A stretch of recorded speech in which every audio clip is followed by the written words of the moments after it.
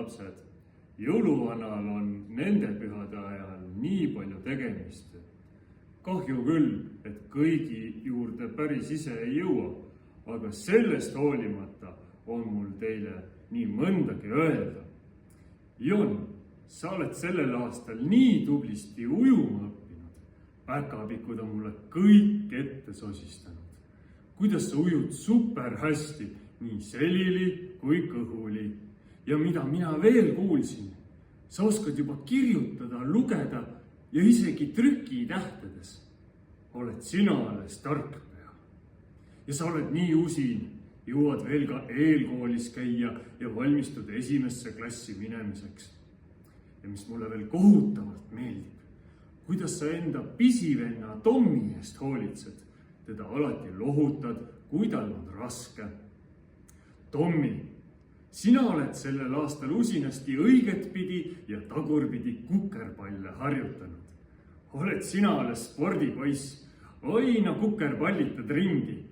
Ja kui tubli, ka sina oskad juba kirjutada ja pisut isegi lugeda.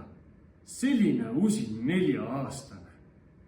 Ja mis mulle eriti meeldib, päkapikud on mulle sosistanud, et sa oled väga hea südamega ja lahke poiss, kellel jätkub alati kõigile häid sõnu ja kallistusi.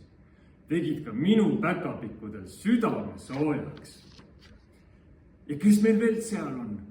See on meie tubli Madlike.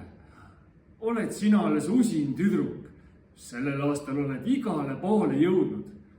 Küll meie päkapikkudega teame, et sinu tarkuse ja tublidusega jõuab veel kaugele. Ning uus tantsutrenn veel lisaks. No küll sina ikka jaksad. Jasper, sinu käsipallivõistlused ja kibe käsi teeb kõigile meile silmad ette. Sa oled nii tubli spordipoiss, et jõuad isegi väljamaale.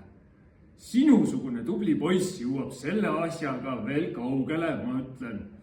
Oleme isegi päkapikkudega hakanud tasapisi harjutama. Kui jänni jääme, tuleme veel nõu küsima.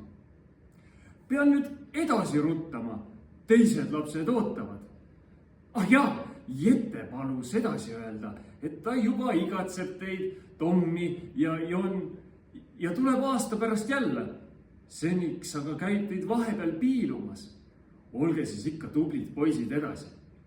Ja Pepe igatseb Madlit ja Jasperit ning kavatseb salaja ikka ka teid piilumas käia.